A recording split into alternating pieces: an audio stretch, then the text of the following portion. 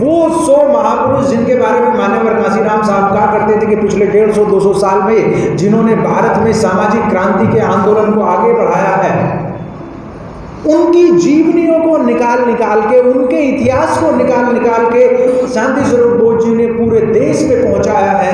ये बहुत बड़ा योगदान है।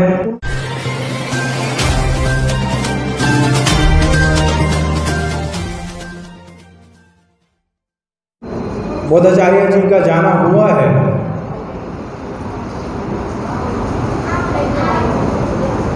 मुझे वास्तव में यकीन नहीं हो पाया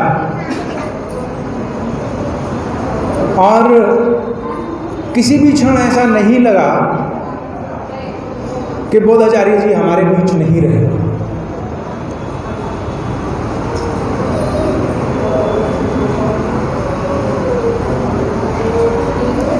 मैं मेरठ का रहने वाला हूँ। मेरठ में करखोदा एक कस्बा है। ये शायद 2002 या 3 के आसपास की बात होगी, तब पहली बार मुलाकात नहीं उनसे, उनको सुनने का मौका मिला था डॉक्टर अम्बेडकर भवन में।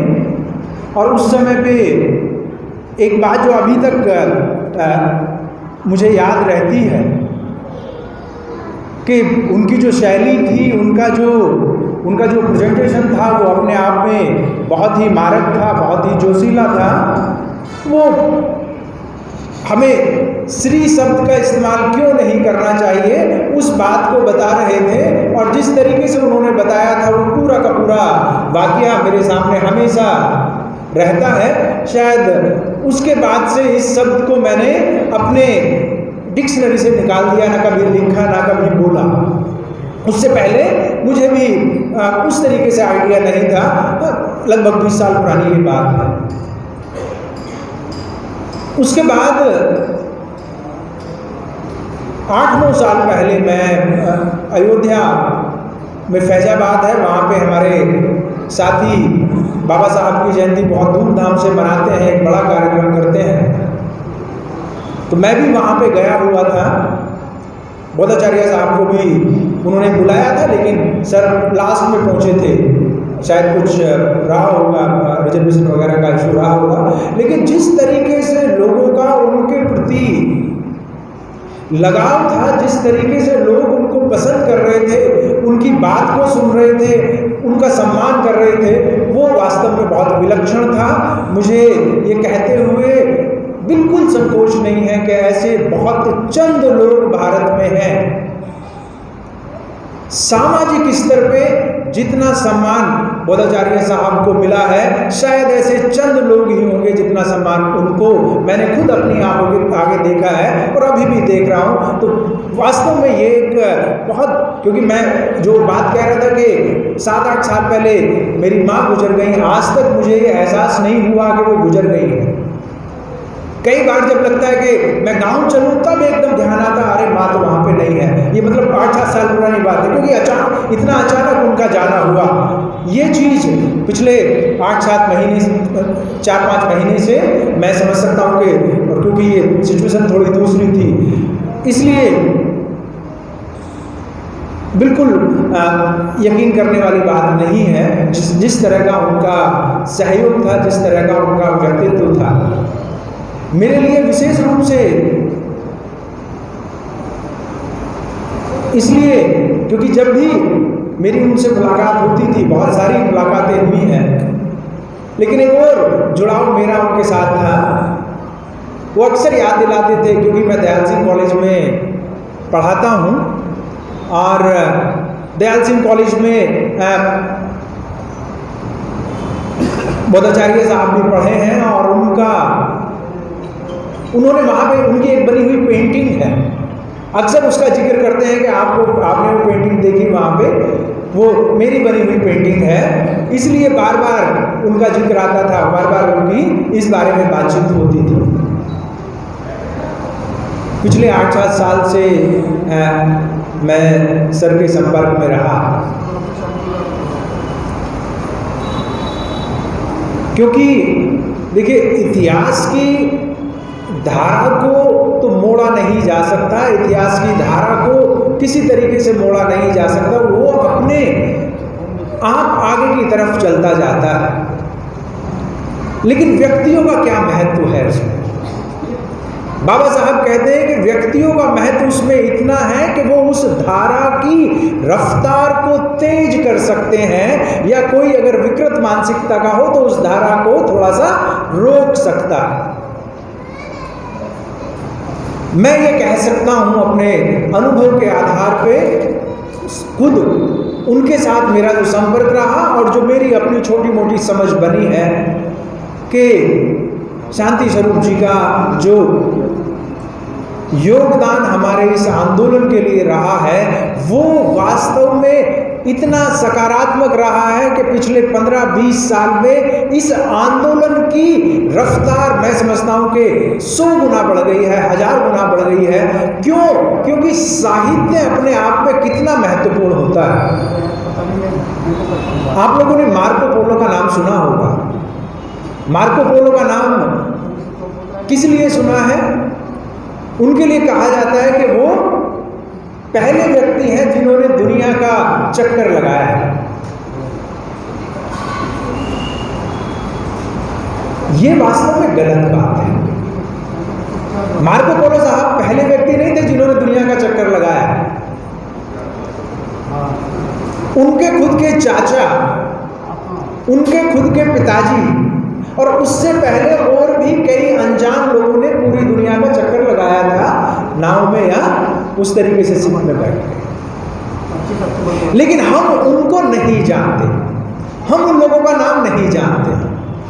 क्यों नहीं जानते हैं?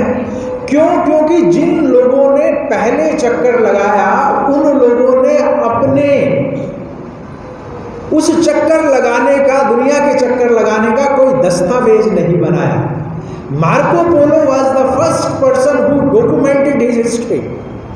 उन्होंने अपना एक मैगजीन बनाया, अपनी एक जर्नल बनाया और अपनी हिस्ट्री को उन्होंने लिखा। इसलिए हम उनको जानते हैं कि Marco Polo was the first person who encircled the earth. यही सबसे महत्वपूर्ण चीज है। अगर हम अपनी हिस्ट्री को डॉक्यूमेंट नहीं करते हैं, अगर हम अपनी हिस्ट्री को लिखते नहीं हैं तो नहीं जान पाएंगे। उसी का कारण है कि हम अपने 3-4 पीढ़ी तक के लोगों का नाम भी नहीं बता पा रहे हैं आज की तारीख में। क्यों? क्योंकि हमें लिखने की आदत नहीं है, हमें उसको संजो के रखने की आदत नहीं है। मैं समझता हूं कि शांति स्वरूप जी का जो योगदान रहा है वो बहुत ऐतिहासिक है। बार बार वो एक व्यक्ति का जिक्र करते थे, आप लोगों से भी शायद किया होगा, Henry Steel Olcott.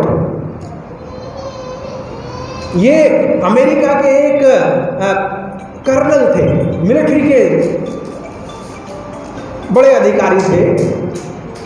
And he was the first American to convert to Buddhism. 1890 के आसपास की ये बात है।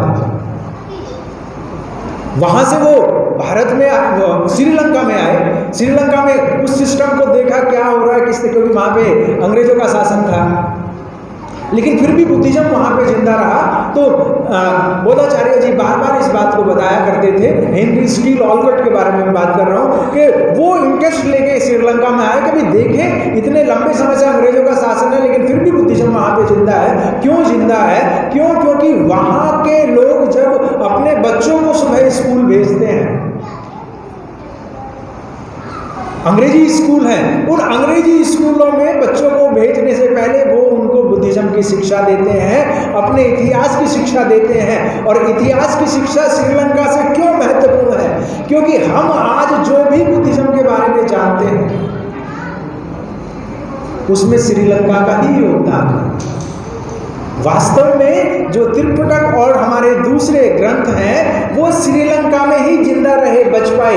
यहाँ पे तो सब जालिमों ने समाप्त कर दिए थे, जला दिए थे, खत्म कर दिए थे। श्रीलंका से बर्मा आए और बर्मा से फिर अब पूरी दुनिया में और भारत में भी आए हैं। तो लिखने का बहुत बड़ा योगदान है, बहुत बड़ा महत्व है।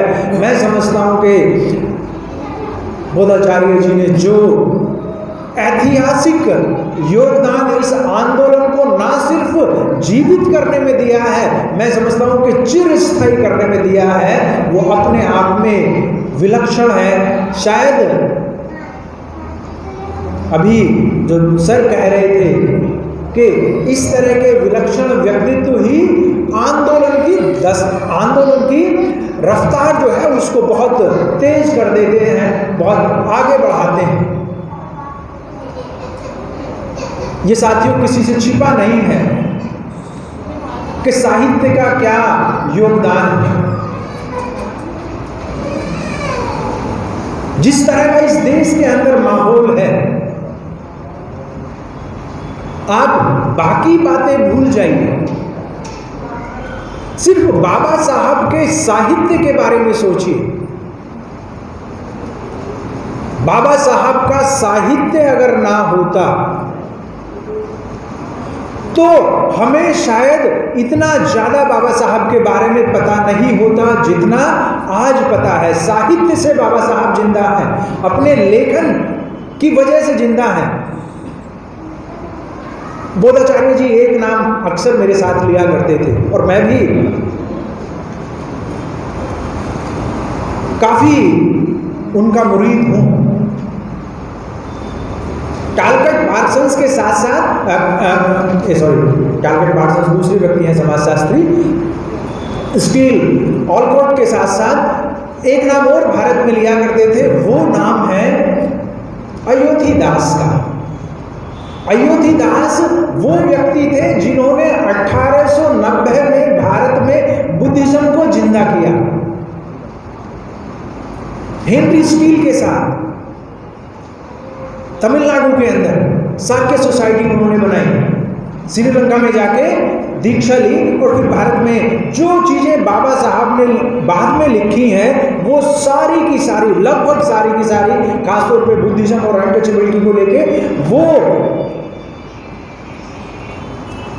अयोध्यादास ने लिखी है। लेकिन अयोध्यादास की बात हमारे पास नहीं आ पाई। वो इसलिए नहीं आ पाई क्योंकि उन्होंने सब कुछ लिखा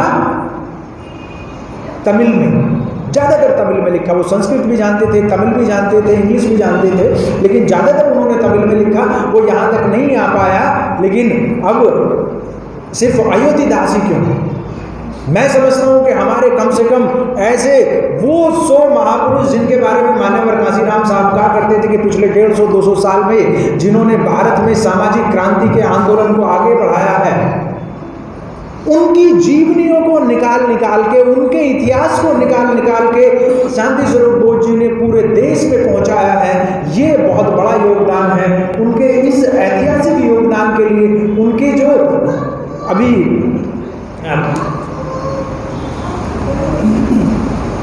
जो बात हो रही थी कि कहीं भी किसी भी चीज में कोई बात अटक रही हो अगर, तो उनसे फोन पे हम लोग बात कर लेते थे कि सर इसके बारे में रेफरेंस समझ में नहीं आ रहा, तो तुरंत ही वो बताते थे। एक तरीके से एनसाइक्लोपीडिया का काम वो कर रहे थे। बहुजन आंदोलन के लिए, बुद्धिज्म के लिए वो एक एनसाइक्लोपीडिया का काम कर रहे थे। शायद ही कोई ऐसा प्रश्न रहा हो जिसके बारे में उन्होंने तुरंत रेफरेंस ना बताया हो कि यहाँ भी ये चीज मिल जाएगी। क्योंकि मुझसे भी कई लोग पूछते हैं, मैं भी उनसे कई बार पूछता था, इतनी ज्यादा जानकारी उनके पास रही है। इसलिए मैं कह सकता हूं कि जो बौद्ध परंपरा है, जो हमारी परंपरा है, उस परंपरा में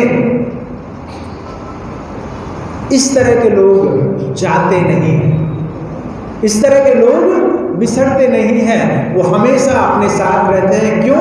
क्योंकि उन्होंने इतना बड़ा कुब्बा, सिर्फ अपना व्यक्तिगत परिवार ही नहीं, बल्कि अभी जिस तरीके से